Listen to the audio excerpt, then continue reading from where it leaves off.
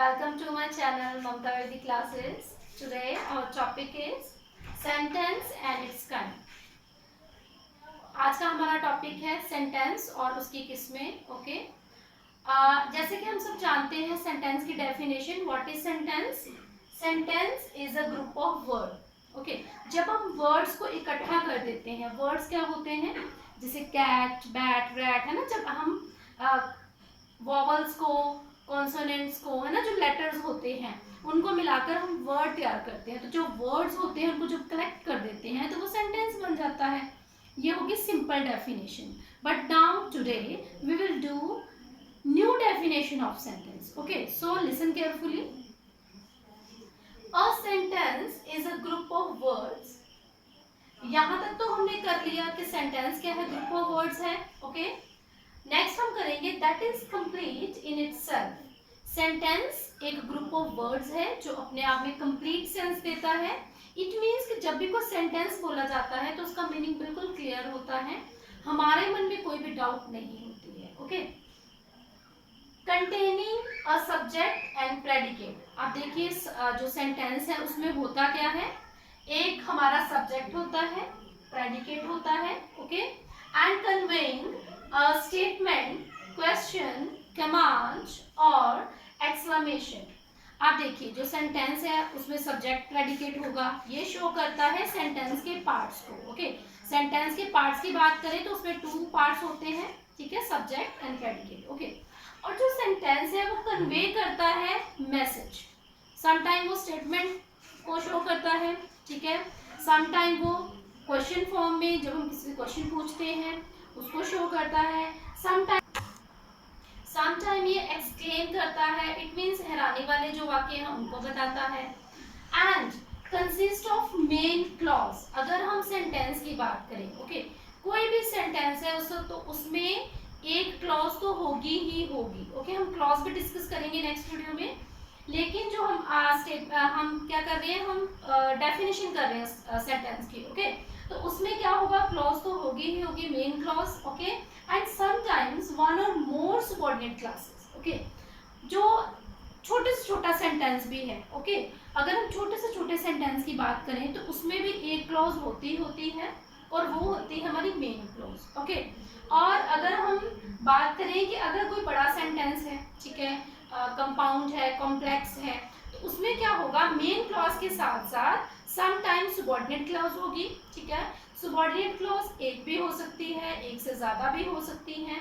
Okay, तो ये depend करता है कि जो सेंटेंस है वो है किस टाइप का, ठीक है, उसकी काइंड कौन सी है, वो सिंपल है, इंटेरोगेटिव है, ओके, या फिर कोई एक्सक्लेमेटरी है, इंपैरेटिव है, ऑप्टेटिव है, कंपाउंड है, कॉम्प्लेक्स है, किस तरह का सेंटेंस है. ओके, तो ये डिपेंड करता है उसकी काइंड के ऊपर कि सेंटेंस जो है वो है किस तरीके का. ओके, तो नेक्स्ट हम इसकी काइंड्स देखेंगे. Now we will discuss kinds of sentences. अब हम डिस्कस करेंगे सेंटेंस की काइंड्स. काइंड्स मीन किस्में. Okay, we will categorise sentence, okay, in 2 parts. First on the basis of purpose and second is on the basis of structure. Okay, first of all we will understand the meaning of purpose and structure. Okay, यहाँ पे बोला गया है कि on the basis of purpose. Purpose means उद्देश्य के आधार पर जो सेंटेंस है उसकी कितनी काइंड्स हैं और स्ट्रक्चर के बेसिस पर इसकी कितनी काइंड्स हैं. ओके, अब मतलब समझ लेते हैं. पर्पस, पर्पस क्या होता है, उद्देश्य. ओके, देखिए जैसे सभी का कोई ना कोई उद्देश्य होता है, जीवन में कोई पर्पस होता है, कोई काम करते हैं उसका पर्पस होता है, ठीक है. उसी तरह से जो हम किसी को बोलना चाहते हैं, सेंटेंस है क्या, ग्रुप ऑफ वर्ड्स. ओके, तो जब हम किसी को कोई सेंटेंस बोलते हैं तो उसका पर्पस क्या है, हमारा क्या मतलब, हम किसी को कुछ बताना चाहते हैं, किसी से कुछ पूछना चाहते हैं, किसी को कोई कमांड कर रहे हैं, रिक्वेस्ट कर रहे हैं, सुजेस्ट कर रहे हैं, ब्लेसिंग्स दे रहे हैं, या फिर हम कुछ सरप्राइज या वंडर वाले जो सेंटेंसेस हैं वो बोल रहे हैं. ओके, इट मीन्स कि on the basis of purpose जो है इसकी मेन 5 काइंड्स हैं. ओके, कौन कौन सी है, assertive, first one is assertive, second one is interrogative, third one is imperative, fourth is objective and fifth one is explanatory. ठीक है, तो ये हमारी 5 मेन काइंड्स हैं on the basis of purpose and next we will talk about the on the basis of structure. Okay, first of all we will understand the meaning of structure. Structure means बनावट। Okay, ये आपको board नजर आ रहा है, ठीक है, तो ये क्या है, बोर्ड का एक स्ट्रक्चर है, ये मार्कर है, ठीक है, इसका एक स्ट्रक्चर है। देखने में किसी की बनावट कैसी है, ठीक है, कोई भी जो ऑब्जेक्ट है, मान लीजिए कोई भी सॉलिड ऑब्जेक्ट है ना, उसका स्ट्रक्चर कैसा है, उस तरह से जो सेंटेंसेस है, जो भी सेंटेंसेस हमें गिवन है या फिर हमने लिखा है या फिर हमने बोला है, तो वो है कैसा, उसका स्ट्रक्चर कैसा है, क्या वो सिंपल है, क्या वो कंपाउंड है, क्या वो कॉम्प्लेक्स है, किस तरीके का है, ये हम जानेंगे on the basis of structure में। Okay, so we can say on the basis of purpose sentence is of 5 kinds, okay, and on the basis of structure sentence is of 3 kinds, okay, simple, compound and complex। अगर purpose की बात करें तो 5 kinds, अगर structure की बात करें तो 3 kinds। Next we will discuss kinds of sentences one by one।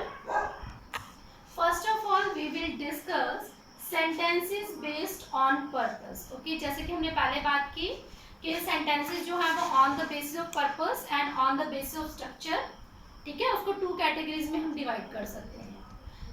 First kind is assertive. Okay, assertive you can से असर्टिव और डेक्लरेटिव सेंटेंसेस। असर्टिव को, इसको हम असर्टिव बोल सकते हैं, डेक्लरेटिव बोल सकते हैं। अब डेफिनेशन देखते हैं, what is the definition of assertive और declarative sentences. Okay, these sentences are used to describe things और रिपोर्ट इवेंट और डिक्लेयर स्टेटमेंट। अगर हम बात करें असर्टिव और डिक्लेरेटिव सेंटेंसेस की, तो ये वाले सेंटेंसेस यूज किए जाते हैं जब हमने कोई स्टेटमेंट बतानी होती है, या फिर हमने कोई डिक्लेयर करना होता है, या फिर हमने कोई इवेंट बताना होता है, तो उस टाइम पे हम असर्टिव सेंटेंसेस और डिक्लेरेटिव सेंटेंसेस का यूज करते हैं। ओके, अब डेफिनेशन तो हम सबको आती है, लेकिन इसकी आइडेंटिफिकेशन भी जरूरी है। Okay, it is very necessary to identify the sentences. Okay, so we will understand how we can identify the assertive sentence। okay,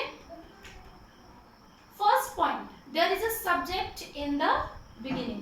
अगर हम assertive sentences की बात करें तो इसके स्टार्टिंग में सबसे पहले, ठीक है, वहां पर सब्जेक्ट होता है। अब सब्जेक्ट कोई पर्सन हो सकता है, कोई थिंग हो सकती है, और वह थिंग नॉन लिविंग या लिविंग भी हो सकती है। ओके, तो सबसे पहले स्टार्टिंग में क्या होता है, सब्जेक्ट होता है। And second identification, there is a full stop at the end. तो लास्ट में क्या होगा, फुल स्टॉप। ऐसा सेंटेंस जिसके स्टार्टिंग में सब्जेक्ट होगा, वो कोई लिविंग नॉन लिविंग हो सकता है, सिंगुलर प्लूरल हो सकता है, किसी का नेम हो सकता है। ओके, और लास्ट में फुल स्टॉप होगा। Okay, and then third identification, it may be positive और यू कैन से अफर्मेटिव और negative. Affirmative means positive statement. Okay, तो ये पॉजिटिव भी हो सकता है, नेगेटिव भी हो सकता है। So let's do example of affirmative sentence. Okay, Mohan writes a letter। okay, we will identify the sentence। there is a subject in the beginning। okay, clear है, देखिए सब्जेक्ट है स्टार्टिंग में, लास्ट में फुल स्टॉप है। Okay, और ये statement हमारी positive है, पॉजिटिव भी हो सकती है, नेगेटिव भी हो सकती है। नेगेटिव स्टेटमेंट लेते हैं, she does not sing a song। in second example you can see there is a subject in the starting। okay, subject is she, we will underline the subject। okay, in both sentences this is subject and there is a full stop at the end। okay, you are clearly okay seeing that there is a subject in the starting and full stop at the end, and this is a positive statement and this is a negative statement। okay, I think this is clear to all of you। okay, what is assertive sentences and how we can identify sentence in a given sentence. Okay, second one is interrogative sentences. Okay, how what is the definition of interrogative sentences? These sentences are used to ask questions. Okay, अगर हम interrogative sentences की बात करें तो ये हम questions पूछने के लिए यूज करते हैं. जैसे हम किसी से कुछ क्वेश्चन पूछते हैं, ठीक है, what are you doing, where are you going, are you happy. Okay, तो this is called interrogative sentences. Okay, how we can identify the interrogative sentence. Okay, so we will see how we can identify sentence.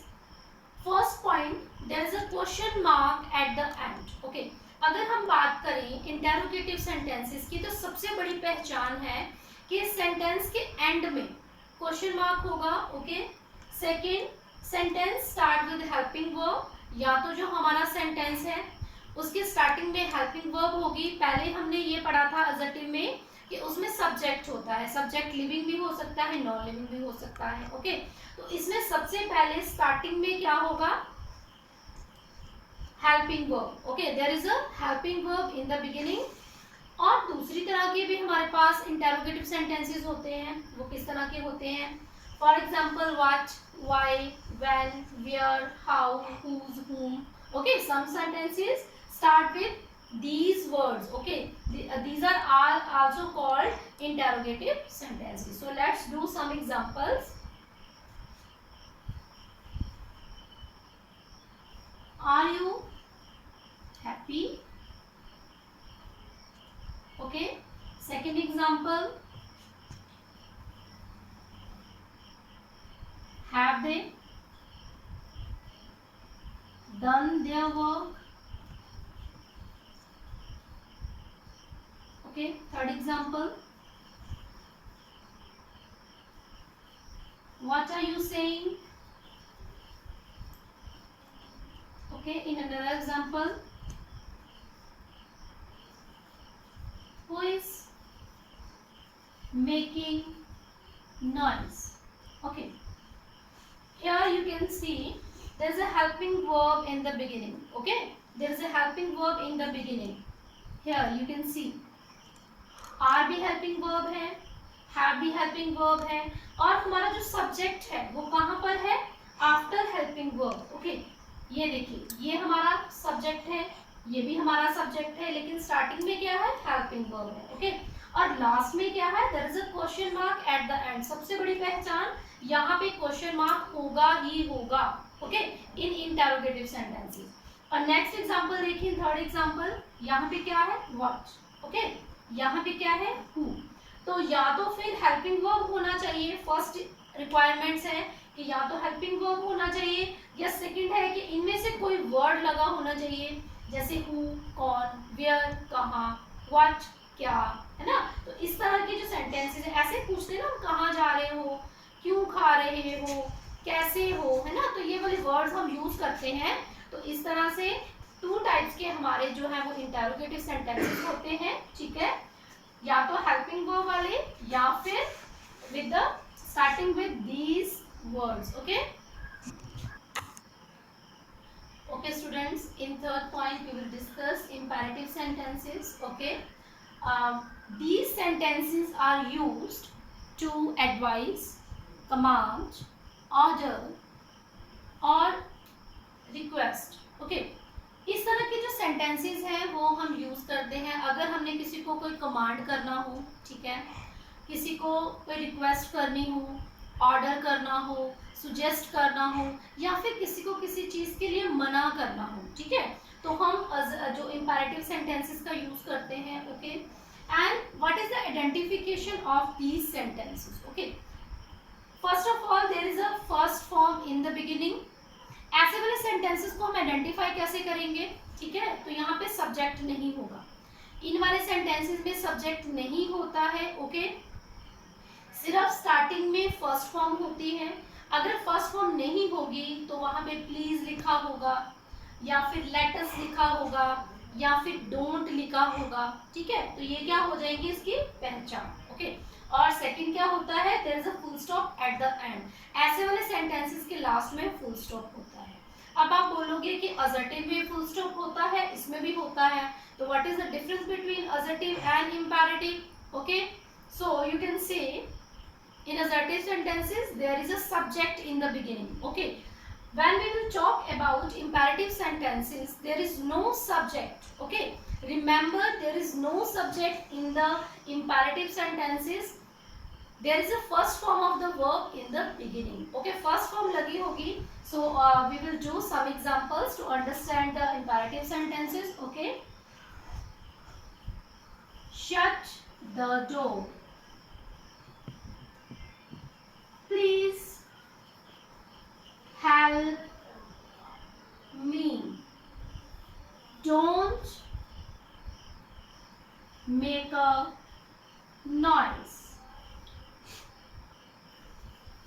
Let us enjoy the party.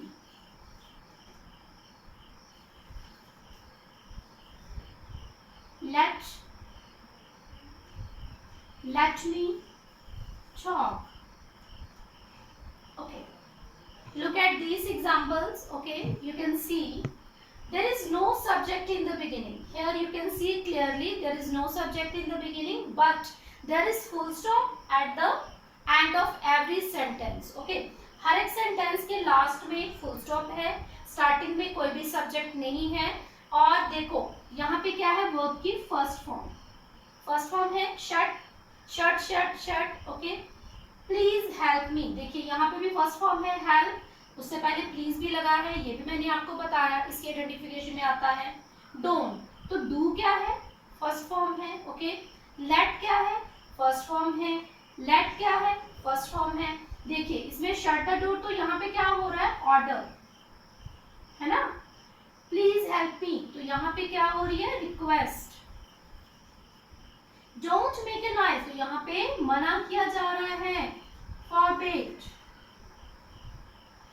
यहाँ पर अगर latus की बात करें तो यहाँ पे सुजेस्ट भी हो सकता है। ओके, एडवाइस भी हो सकता है। अगर लेट मी टॉक की बात करें तो ये डिपेंड करता है कि बड़े बोल रहे हैं या छोटे बोल रहे हैं। यहाँ पे रिक्वेस्ट भी हो सकती है, अगर छोटे बोलेंगे तो रिक्वेस्ट हो जाएगी। ओके, अगर बड़े बोलेंगे तो ऑर्डर हो जाएगा। Okay, I think this imperative sentences is clear to all of you. Okay, we will discuss next kind of these sentences. Okay, fourth kind is exclamatory sentences. What is the meaning of exclamatory sentences? These sentences are used to express the sudden feeling such as anger, pain, happiness, sorrow, surprise, wonder, etc. अब हम सब feeling के बारे में तो जानते हैं कि फीलिंग्स क्या होती है, गुस्से की फीलिंग, दुख की फीलिंग, सुख की फीलिंग। ठीक है, तो ये सब तरह की जो पेन की फीलिंग है, किसी भी तरह की जो फीलिंग है, तो ये हमारे एक्सक्लेमेटरी सेंटेंसेस में आते हैं। ओके, ये आपने याद रखना है कि these sentences are used to express certain feeling just like anger, surprise, wonder, okay, pain etcetera. And question rise, what is the identification of these sentences? How we can identify these sentences? Okay, exclamatory sentences को हम identify कैसे कर सकते हैं? Definition तो हमने सीख ली, लेकिन इसकी identification भी जरूरी है। Okay, अब देखिए identification में क्या आएगा, some interjection in the beginning। अब यहाँ पर दो तरह के sentences होते हैं, वो दोनों तरह के हम करेंगे। Okay, exclamatory sentences में फर्स्ट में आ जाता है कि उसमें कुछ इंटरजेक्शंस लगी होती हैं स्टार्टिंग में। Okay, interjection, you know, interjections are word which express sudden feeling. Okay, sudden expression जो हमारे फेस से एक्सप्रेस होते हैं। फॉर एग्जांपल, जब हम दुखी होते हैं तो हमारा फेस दुखी होता है ना, हमारा फेस से पता चल जाता है। जब हम खुश होते हैं तो दूर से पता चल जाता है कि ये क्या है, हैप्पी है। ओके, अगर किसी को पेन है तो उसके फेस से पता चल जाता है। हैरान होते तो हमारी आंखें थोड़ी बड़ी बड़ी हो जाती है ना, तो एक्सप्रेशन, एक्सक्लेमेटरी मींस एक्सप्रेशन, तो हमारे जो फेस से एक्सप्रेस हो गया, surprise, wonder, anger, pain. Okay, तो ये क्या हो गया हमारा एक्सक्लेमेटरी सेंटेंसेस। तो ऐसे वाले सेंटेंसेस जिसमें कुछ इंटरजेक्शंस लगती हैं, जैसे अलास, अलास किसके लिए यूज होता है, दुख के लिए। होरा जैसे किसके लिए यूज होगा, हैप्पीनेस के लिए। ब्रेवो किसी को मोटिवेट करने के लिए, है ना। तो ये किस तरह के आगे हमारे फर्स्ट टाइप के हमारे आगे एक्सक्लेमेटरी। और सेकंड टाइप के आएंगे what and how, what and how वाले। ओके, अगर हम बात करें जिनमें इंटरजेक्शन लगती है, ओके, तो उनके लास्ट में फुल स्टॉप लगेगा उन सेंटेंसेस के, ठीक है। अगर हम व्हाट या हाउ वाले सेंटेंसेस करेंगे तो उसके लास्ट में साइन ऑफ एक्सक्लेमेशन आएगा। Okay, so let's do some examples so we can clearly understand the exclamatory sentences. Okay, Anas, he has tried. Hooray, we have won the match. Okay, in third example, what a beautiful picture it is. How foolish you are. Okay, okay, let's see. यहाँ पे देखिए, यहाँ पे interjection लगी है starting में। Okay, you can see here there is interjection in the starting and full stop at the end, ठीक है। एंड में क्या लगा है, फुल स्टॉप लगा है। अब व्हाट एंड हाउ वाले सेंटेंस को जरा ध्यान से देखिए। अब ये व्हाट और हाउ वर्ड हमने इंटरोगेटिव में भी यूज किए थे सबने, लेकिन वहां पे क्या था, लास्ट में क्या था, वहां पर साइन ऑफ इंटरोगेशन। ओके, लेकिन यहाँ पर क्या है, साइन ऑफ एक्सक्लेमेशन। और देखिए, अगर मैं बोलूं what a beautiful picture it is, ये कितनी सुंदर पिक्चर है ना। तो यहाँ पे जो व्हाट वर्ड है या फिर हाउ फुलिश यू आर, तुम कितने मूर्ख हो, है ना। तो ये एक्सप्रेशन को शो कर रहे हैं। और दूसरी बात, यहाँ पे कोई भी किसी भी तरह का क्वेश्चन पुट नहीं हो रहा है। ये आप ध्यान से हमने अपने इस चीज को माइंड में रखना है कि व्हाट एंड हाउ वाले जो हैं वो एक्सक्लेमेटरी भी हो सकते हैं, लेकिन वहां पे क्या होता है, sign of exclamation. And in these sentences what and how represent surprise और वंडर। ओके, देखिए अलास वाले क्या शो कर रहे हैं, सोरोनेस को। ओके, हुरा वाले हैप्पीनेस को, व्हाट एंड हाउ वाले सरप्राइज एंड वंडर को, ठीक है। तो ये आपने जो डिफरेंस है उसको आपने अपने माइंड में बिल्कुल बिठा लेना है कि व्हाट एंड हाउ वाले आ जाए तो हमने सीधा से नहीं बोल देना कि ये इंटेरोगेटिव है। ओके, हमने क्या देखना, उसके लास्ट में देखना कि कौन सा साइन है और वहां पे क्वेश्चन पूछा भी जा रहा है या फिर सरप्राइज या वंडर को शो किया जा रहा है। Okay, I hope you all understood this exclamatory sentences. Okay, next we will discuss last kind of this okay, we will discuss last kind of sentence, that is optative sentences. Okay, these sentences are used to express wish, prayer, blessing. तो कुछ students के mind में ये misunderstanding होती है exclamatory sentences को लेकर और ऑप्टेटिव सेंटेंसेस को लेकर।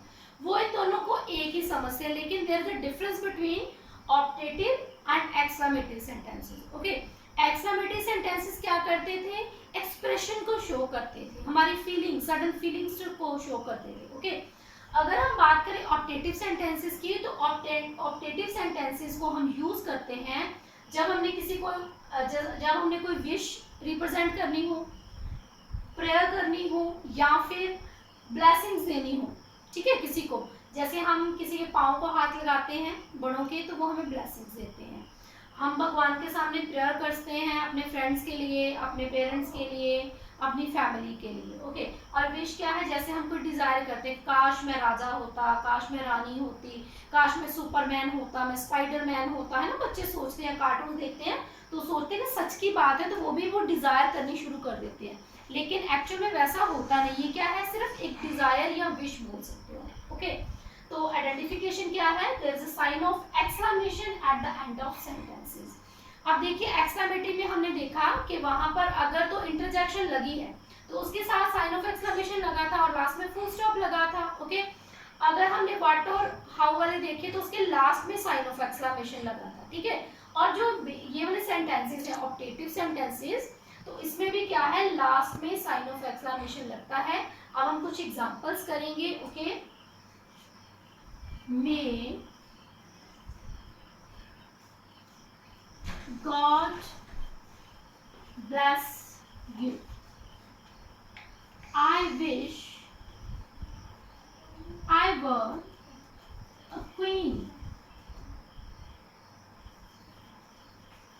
May you get success in your life. Okay, let's see. May God bless you. यहाँ पे क्या है, हम कह रहे हैं कि भगवान आपको आशीर्वाद दे, है ना, ब्लेस करे, तो ये क्या है, ब्लेसिंग्स हैं। I wish I were queen, तो ये क्या है, मैं काश मैं रानी होती, तो मैं हूं तो नहीं, मैंने क्या किया, डिजायर। कोई बोलता काश मैं पक्षी होता, काश मैं बर्ड होता, काश मैं कोई राजा होता, काश मैं कोई जैसे स्पाइडरमैन होता, सुपरमैन होता, है ना, तो वैसे होता नहीं, तो ये क्या हमारी एक सिर्फ विश है। Okay, may you get success in your life, तो ये क्या हम भगवान से प्रेयर कर रहे हैं, ठीक है, कि तुम्हें सक्सेस मिले, या फिर हम ब्लेसिंग्स भी बोल सकते हैं इसको। तो इस तरह से ऑप्टेटिव सेंटेंसेस में हमारी ब्लेसिंग्स आती हैं, ओके, हमारी विश या डिजायर्स आती हैं, और फिर हमारी प्रेयर आती है। तो आई होप आपको 5 जो इसकी काइंड्स हैं on the basis of purpose आप सबको समझ में आ गई होंगी। अब हम इससे रिलेटेड एक्सरसाइज करेंगे, उसमें हम सारे सेंटेंसेस इकट्ठे लिखेंगे और फिर हम उसको आइडेंटिफाई करेंगे। Okay, so that these sentences will clear to our mind. Okay, हमें पता चल जाए कि सेंटेंसेस में डिफरेंस क्या है, कैसे हम उसको आइडेंटिफाई कर सकते हैं। जब हमारे पास बहुत सारे सेंटेंसेस हो, उसमें से हमने आइडेंटिफाई कैसे करना है कि कौन सा असर्टिव है, कौन सा ऑप्टेटिव है, कौन सा इंटेरोगेटिव है, कौन सा एक्सक्लेमेटरी है और कौन सा इंपेरेटिव है। Okay, after completing our sentences, okay, we will learn how we can identify sentences। तो यहाँ पर कुछ sentences लिखे हैं, इसमें से हम identify करेंगे। okay, first sentence क्या है, alas I am ruined, alas I am ruined, तो ये क्या है, interjection लगी है। okay, लास्ट में फुल स्टॉप है, तो ये कौन से वाले सेंटेंसेस हो गए, ये हो गए हमारे एक्सक्लेमेटरी सेंटेंसेस। ओके, शॉर्ट में लिख रही हूँ। I wish I were a fish, I wish I were a fish, तो यहाँ पे क्या है, विश की है, डिजायर की है कि मैं फिश होता या फिश होती, तो मैं हूं तो नहीं, है ना, तो ये कौन से हो गए हमारे optative. Okay, next, how pretty does she look in red dress, वो रेड ड्रेस में कितनी सुंदर दिखती है, तो ये क्या है, सरप्राइज, वंडर, तो ये भी कौन से हो गए हमारे exclamatory. Okay, next, why he is talking, why he is talking, there is a question mark at the end and why in the beginning, so we can say this is interrogative। okay, this is interrogative, ये हमारा interrogative है क्योंकि इसमें question put किया जा रहा है। he has not done his duty, he has not done his duty, there is subject in the beginning, you can see। okay, there is subject in the beginning and full stop at the end, and this is negative statement, so we can say this is assertive sentence। okay, this is assertive or declarative। Ram didn't go to market, Ram didn't go to market, there is negative statement and this is assertive sentence। okay, this is assertive sentences। next, have you sung the song, have you sung the song, there is a question mark at the end and there is a helping verb in the beginning। यहाँ पे helping verb है, यहाँ पे question mark है, तो you can say this is interrogative, this is interrogative। okay, may God grant peace to departed soul, may God grant peace to departed soul, भगवान बिछड़ी हुई आत्मा को शांति दे, तो ये क्या हम प्रेयर कर रहे हैं, तो this is called objective sentence. Okay, I hope these sentences are very clear to all of you। okay, thanks, have a nice day, don't forget to like, subscribe and share my video। okay, thanks and have a nice day।